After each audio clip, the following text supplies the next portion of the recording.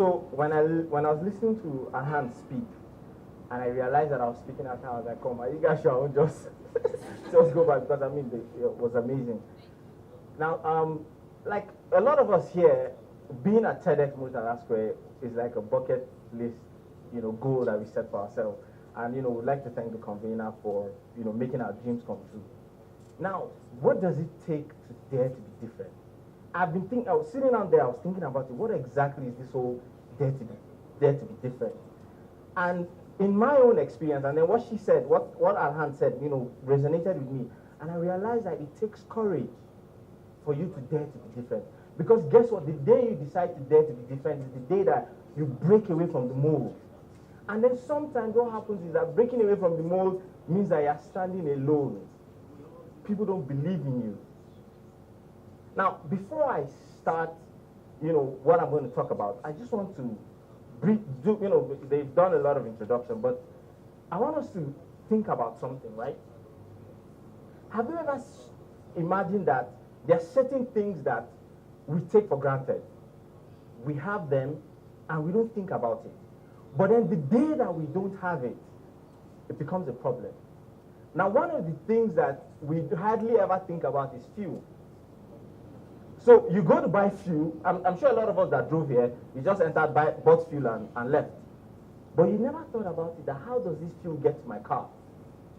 Who is responsible for making sure that I get this fuel? But then when there's no fuel, and then there's scarcity, anybody that has spent countless hours in the line, in the queue just to get fuel, will understand what I'm talking about. But then most of us that work in that industry, we have a tasking job. It's tasking both mentally and physically. But I want you to put a pin on that thought.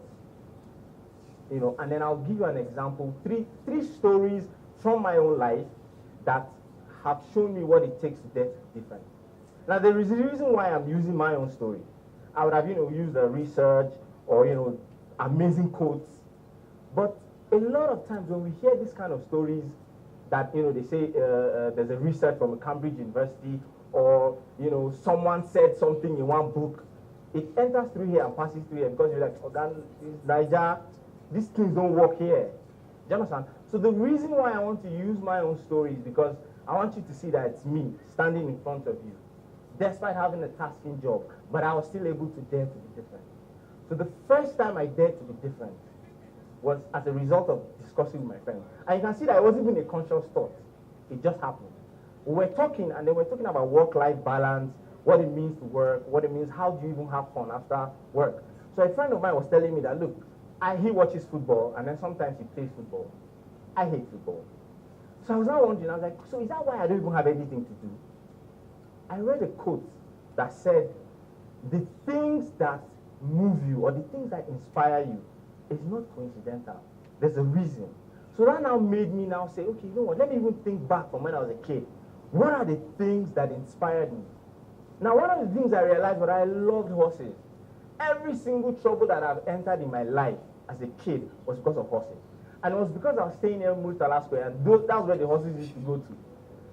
I can't count the number of times my parents have beat me because of horses. So I said, okay, I love horses. What's the next thing to do? I thought about it. What can you do with horses? Polo. And then I told my friends that, guys, guess what? I'm going to go and play polo. I'm going to be a polo player. And you know what they did? They laughed at me. For a brief second, I wanted to give up.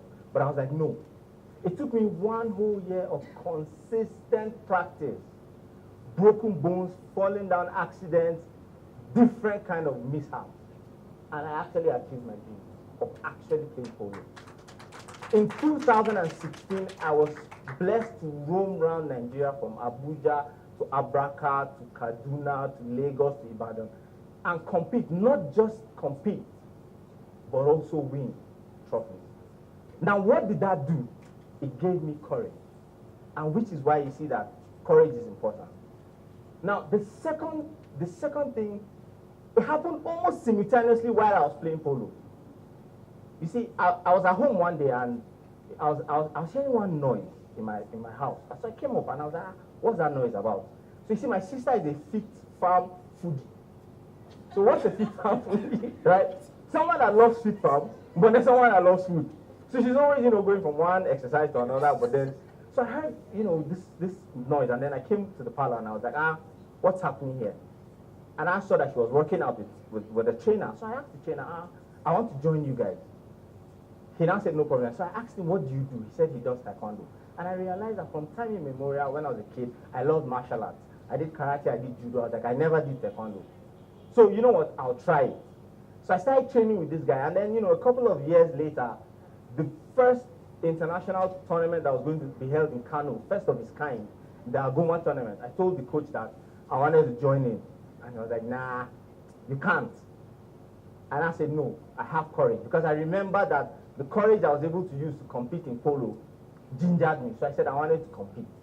And then I did. And guess what happened? I won a silver medal. And not only that, because of that silver medal, I was able to be interviewed on the Daily Trust newspaper. Courage. Now, you see, the thing with courage is that it doesn't come, you don't achieve great things because of courage. It is when you step up to the plate and achieve great things, then you get the courage, which now spurs you to now get greater things, which takes me to the third story. So in my life, I hate writing. The worst thing you can do to me is tell me to send you an email, and I'm like, nah, I'm not sending it. But then I was like, you know what? I've been doing these things, these courageous things. So guess what?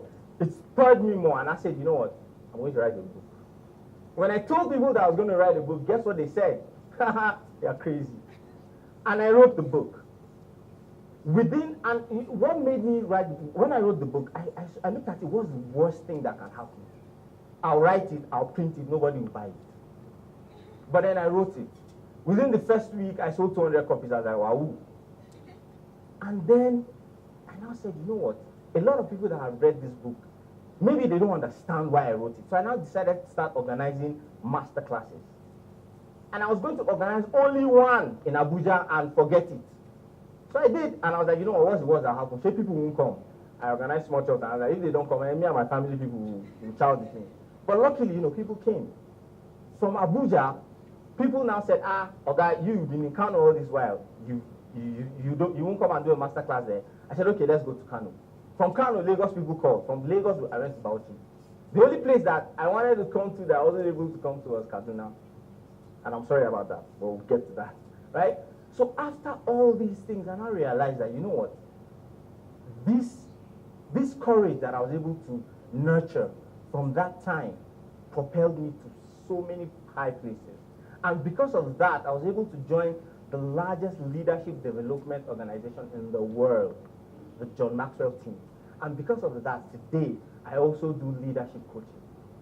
All because of courage. Now, I want you to think, I told you to put a pin in that thought that we did. So next time when you go to buy fuel, I want you to sit down in your car. I want you to think that this person that is in charge of bringing fuel to me, what else is he doing? What else is he into? How courageous is he? And then I want you to remind yourself that you need to dare to be different.